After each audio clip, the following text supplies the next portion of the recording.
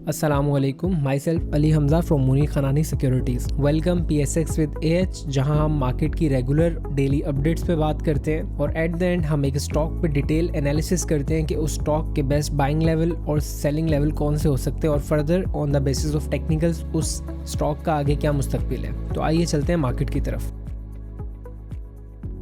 Market की आज की क्लोजिंग 1,14,177 पॉइंट्स में देखी गई। अगर बात करें आज मार्केट ने 178 पॉइंट्स निकाले। हाईलाइट्स की बात करें तो 1,14,488 पॉइंट्स का हाई और 1,13,610 पॉइंट्स का आज मार्केट ने लो लगाया। 171 मिलियन के आज मार्केट में मेजरली वॉल्यूम्स ट्रेड हुए और मार्केट का जो आज का सेशन था वो काफी वॉलेटाइल था। मार्केट ने आज स्टार्टिंग में पॉजिटिव मोमेंटम के साथ ओपनिंग दी एंड देन उसके बाद मार्केट की वॉलेटिलिटी की वजह से मार्केट ने अपने पॉइंट्स निकाले। देन उसके बाद रिकवरी हुई। देन उसके बाद यही चीज चलती रही और आज बहरहाल जो आज की क्लोजिंग देखी गई वो नेगेटिव पॉइंट्स में ही देखी गई।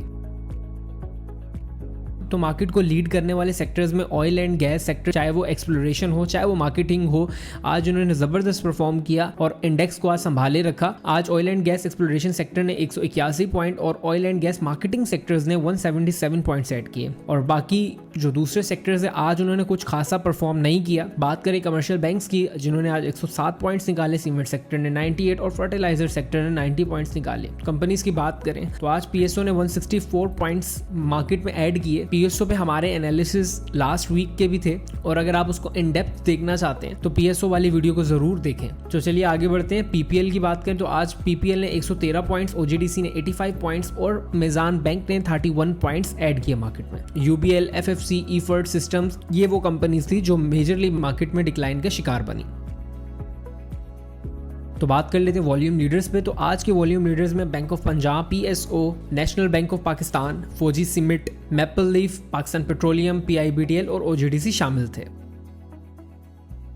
तो इस वक्त हमें 100 इंडेक्स के डेली टाइम फ्रेम पे एनालिसिस शुरू करने से पहले एक चीज मैं आपको बता दूं, एक कॉन्सेप्ट है हमारा टेक्निकल्स में कि प्राइस एक्शन डिस्काउंट एवरीथिंग। क्योंकि मुस्तकबिल में जो चीज होने वाली होती है प्राइस हमेशा उस चीज को डिस्काउंट कर देती है, जिसका मेजर इफेक्ट हम पिछले 2 दिन से देख रहे हैं। जो मॉनेटरी पॉलिसी का इफेक्ट था मार्केट ने मेजरली इन 2 दिनों में दिखाया और मार्केट में हमें एक अच्छा मोमेंटम देखने को मिला। लास्ट वीडियो में मैंने इस गैप की बात की थी कि हो सकता है कि हम इस गैप को फिल करें और उस चीज का इम्पैक्ट हमें आज देखने को मिला कि आज हमारे पास जो 1,13,755 पॉइंट्स का जो हमारा मेजर गैप था वो आज हमें गैप फिल होता हुआ मिला। तो मोreover अगर बात करें इंडेक्स के इंपॉर्टेंट लेवल्स की तो इंडेक्स के इंपॉर्टेंट लेवल्स जो हमारे पास हैं वो 1,11,700 पॉइंट्स एंड देन उसके बाद जो अगली सपोर्ट है वो है 1,09,000 की। अगर रेजिस्टेंस की बात करें तो मार्केट की मेजर रेजिस्टेंस में 1,16,281 पॉइंट्स की पहली रेजिस्टेंस और अगला जो मार्केट लेवल देखेगी वो 1,18,000 को होगा, जिसको मेजरली ब्रेक करने के बाद मार्केट ऊपर का अपसाइड मोमेंटम लेगी। तो आज के एनालिसिस में मैं 21 EMA को भी डिस्कस करना चाहता हूं। जिस तरह हमने इससे पहले अपनी 51 डे की मूविंग एवरेज की इंपॉर्टेंस की बात की कि ये इतना इंपॉर्टेंट क्यों है। अगर मैं अपनी 21 डेज की मूविंग एवरेज जो कि शॉर्ट टर्म की मूविंग एवरेज होती है उसकी बात करूं और हम ये देखें कि प्राइस जब इनिशियली एक बुलिश ट्रेंड में होती है और एक फास्ट मोमेंटम में होती है तो प्राइस हमेशा इस EMA को सपोर्ट देती है और उसके बाद ये हमें मेजर अपसाइड की मूवमेंट मिलती है और ये हमें काफी बार देखने को हिस्ट्री में मिला है। अगर हम रिसेंट सिचुएशन की बात करें, इस EMA को लगाने का मकसद क्या था, हमारे पास प्राइस अभी इस रेंज में है जो कि हमारी प्रीवियस गैप फिलिंग की थी। अगर प्राइस और इंडेक्स इस लेवल पे सस्टेन नहीं करता, जो अगली इंस्टेंट सपोर्ट हम देखेंगे वो इस लेवल की होगी जो कि हमारी 21 डे की EMA है। अगर बात करें वो कौन से लेवल पॉसिबली हो सकते हैं तो वो 1,13,300 पॉइंट्स के हमारे हो सकते हैं कि हो सकता है कि इंडेक्स इस जगह पे आके थोड़ा सा सर्वाइव करे और इस 21 EMA की इस बार जो है वो सपोर्ट ले एंड देन ऊपर हमें मेजर अपसाइड मोमेंटम देखने को मिले। और अगर ये नहीं हुआ तो जो सेम चीज हमने पीछे डिस्कस की है हमें वो चीज देखने को मिल सकती है।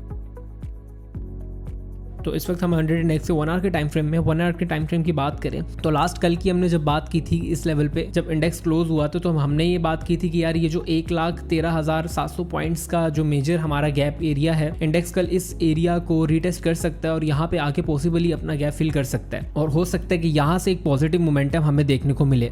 मोreover अगर इस लेवल पे ये नहीं सस्टेन करता तो हमें नीचे की एक करेक्शन देखने को मिलेगी जो कि पॉसिबली 1,12,000 की हो सकती है। अगर कल की बात करें, जैसे हमने पिछले वन डे टाइम फ्रेम में देखा है कि हमारे पास EMA 21 आ रही है जो मेजरली इस लेवल पे अभी हमारे पास खड़ी हुई है। अगर इंडेक्स यहाँ से सेलिंग प्रेशर देखने को मिला तो हो सकता है जो पहला सपोर्ट हमारे पास निकल के आए वो इस लेवल का हो सकता है, और उसके बाद अगर इंडेक्स यहाँ से सर्वाइव कर जाता है तो हम अगला जो है इसको मजीद ऊपर हाइज लगाता हुआ देख सकेंगे इंट्राडे के। और अगर इस लेवल पे सस्टेन नहीं करता तो मजीद हम अपने इन लेवल्स की तरफ जाएंगे। और इन लेवल की सिग्निफिकेंस ये भी है कि यहाँ पे जो हमारी 51 डेज की EME आ रही है वो पॉसिबली हमें यहाँ से इस चीज को सपोर्ट करे और एक पॉजिटिव पुशबैक ऊपर को दे। तो ये आज के हमारे डेली और अर्ली टाइम फ्रेम के एनालिसिस थे और हमने देखा मार्केट्स के कौन कौन से इंपॉर्टेंट लेवल हो सकते हैं। तो अब हम अपने स्टॉक एनालिसिस के सेगमेंट की तरफ बढ़ते हैं और देखते हैं कि आज किस स्टॉक को हम मेजरली डिस्कस करेंगे और किसका हम एक डिटेल एनालिसिस करेंगे।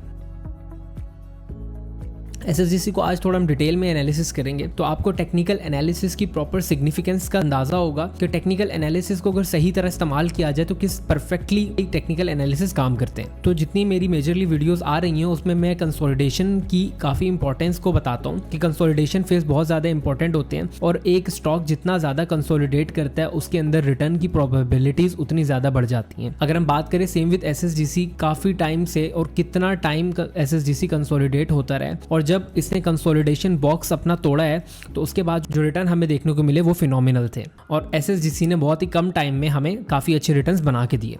आगे बढ़ते हैं और बात करते हैं जब SSGC ने अपने इस कंसोलिडेशन बॉक्स को तोड़ा तो अपने इस कंसोलिडेशन बॉक्स को तोड़ने के बाद SSGC में हमें मेजर एक बुलिश रैली देखने को मिली और इस बुलिश रैली की जो पहली लेग थी तकरीबन हमें 28 से 29 रुपए तक के लेवल्स पे देखने को मिली और 28 से 29 रुपए के बाद स्टॉक हमारा रिट्रेस हुआ। अगर मैं इस रिट्रेसमेंट्स की वजूहात पे बात करूं on the basis of technicals तो 27 से 28 रुपए के लेवल पे एक रेजिस्टेंस थी, जिसका मतलब ये होता है कि जो हमारे पास स्मार्ट प्लेयर्स होते हैं वो पहले से ही अपनी यहाँ पे पोजीशंस को ऑफलोड करने के लिए बैठे होते हैं और जैसे ही इन लेवल्स पे मार्केट या स्टॉक्स आते हैं वो यहाँ से अपनी प्रॉफिट टेकिंग करते हैं जिसकी वजह से एक मेजर रिट्रेसमेंट देखने को मिलती है। अब हम इन लेवल्स पे अपने फिबोनाची के टूल्स को लगा के देखते हैं और इतना जबरदस्त तरीके से SSGC इन फिबोनाची के टूल्स को इंपॉर्टेंस दे रहा है जिसकी कोई हद नहीं है। हमने इस लेवल से अपना फिबोनाची के टूल्स को लगाया और फिबोनाची के अकॉर्डिंग जो हमारे लिए आइडियल बाइंग नजर आई, जहां पे हमारे फिबोनाची के अकॉर्डिंग मेजर बायर्स बैठे हुए थे कि स्टॉक यहाँ पे रिट्रेस और हम इस जगह पे आके स्टॉक को खरीदें। जैसे स्टॉक ने इस जगह पे रिट्रेसमेंट ली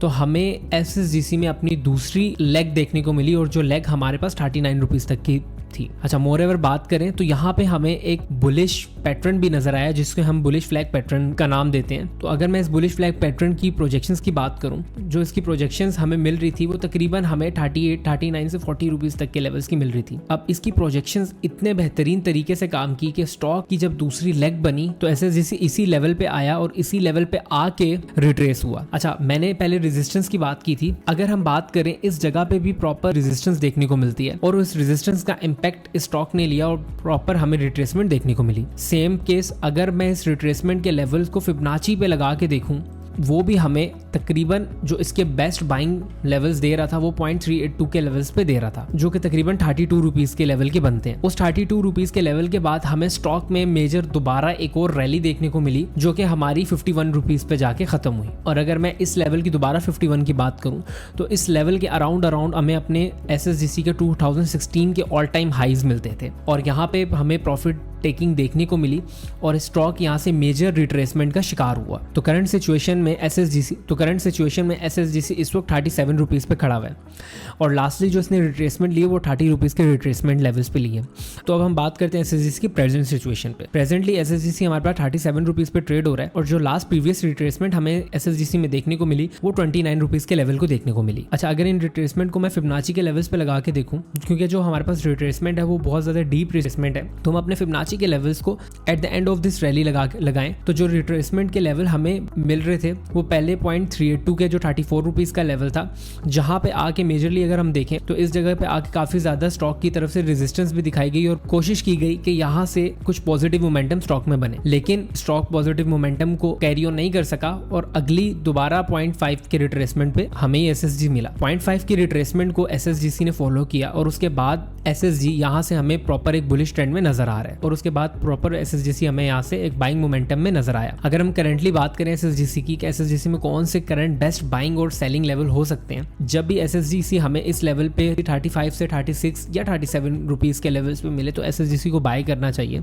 अगर समहाउ SSGC ने पहला टारगेट जो हमारा होना चाहिए वो 39 रुपीज का है और जिन टारगेट्स के लिए हम SSGC को ट्रेड करेंगे वो 38 रुपीज, 38 से 39 शॉर्ट टर्म में। अगर समहाउ SSGC हमें इस लेवल को तोड़ता हुआ मिलता है तो जहां पे हम दूसरी अपनी एवरेज SSGC को करेंगे वो तकरीबन 28 रुपीज का लेवल होगा। 28 रुपीज़ के लेवल पे एवरेज करने की जो मेन वजह है वो है इसका प्रॉपर सपोर्ट, जो कि SSGC के लिए ये एक बहुत इंपॉर्टेंट सपोर्ट है। वहाँ पे हम इसको दूसरा अपना एवरेज करेंगे। अगर मेजर स्टॉप लॉस की बात करें तो स्टॉप लॉस जो हमारा रहेगा इस पूरे ट्रेड सेटअप में वो 21 रुपीज़ के लेवल का होगा। अगर ये हमें 21 रुपीज़ के लेवल पे आता है तो हमें यहाँ से एग्जिट कर जाना चाहिए। और टारगेट्स की बात करें, जो दूसरा टारगेट हमारा होगा 44 से 45 रुपीज़ के लेवल का होगा और थर्ड टारगेट विल भी जहाँ से स्टॉक रिट्रेस हुआ है। तो ये तो हमने शॉर्ट टर्म की बात की। तो लास्ट टाइम जैसे हमने OGDC को देखा था कि लॉन्ग टर्म में on the basis of technicals अपनी इन्वेस्टमेंट्स को मैनेज करना चाहता है, तो SSGC पे हमें लॉन्ग टर्म की क्या प्रोजेक्शंस मिलेंगी और क्या बेस्ट लेवल्स हैं SSGC के लिए जहां पे हम इस पे अपने स्टॉक को लॉन्ग टर्म में देखेंगे। तो सेम इससे पहले हमने फिबोनाची के टूल्स को इस्तेमाल किया। जो हमारी रिट्रेसमेंट निकल के आई थी वो 0.5 के लेवल्स की थी। तो हमें SSGC में प्रॉपर एक बुलिश फ्लैग पैटर्न देखने को मिल रहा है। हमारे पास ये बुलिश फ्लैग पैटर्न की पोल आ गई। अगर मैं इसके फ्लैग की बात करूं तो सेम ये लेवल को हम अपना फ्लैग कंसीडर कर सकते हैं। तो मोर एवर प्रोजेक्शंस में सेम हमने बात की थी, हम इसका क्लोन लेंगे, इसके क्लोन को हम फ्लैग के ऊपर पुट कर देंगे और जो फ्लैग की हमारे पास प्रोजेक्शंस निकल के आ रही हैं वो 75 से लेके हमें 76 रुपीज़ की प्रोजेक्शंस देखने को मिल रही हैं। मोर एवर ये लॉन्ग टर्म प्रोजेक्शंस हैं, ये आपको 1 महीने, 4 महीने, 5 महीने में देखने को नहीं मिल सकती। इस 76 रुपीज़ के लेवल को देखने के लिए आपको प्रॉपर टाइम देना होगा और प्रॉपर एज अ इन्वेस्टर बन के इस स्टॉक में रहना पड़ेगा। मोर ओवर अगर आप इतने पेशेंस रखने वाले ट्रेडर नहीं है तो आपके लिए जो इन ट्रेड सेटअप्स की हमने बात की वो ये ज़्यादा सूटेबल है। और अगर आप इन्वेस्टमेंट पॉइंट ऑफ व्यू से देखें तो हमारे पास ये लेवल 76 के इसके प्रोजेक्शंस हैं। अगर आप स्टॉक मार्केट में अकाउंट खुलवाना चाहते हैं, स्क्रीन्स पे दिए हुए नंबर्स पे राब्ता करें और जो लोग हमारे साथ अकाउंट खुलवा रहे हैं उनको हमारी सर्विसेज अकाउंट खुलवाने के साथ फ्री दी जाएंगी। और जो लोग ट्रेडिंग सर्विसेज हासिल करना चाहते हैं वो भी इस नंबर पर कांटेक्ट कर सकते हैं। तो अपना बहुत ज़्यादा ख्याल रखिएगा। मिलते हैं आपसे अगली वीडियो में। अल्लाह हाफिज़।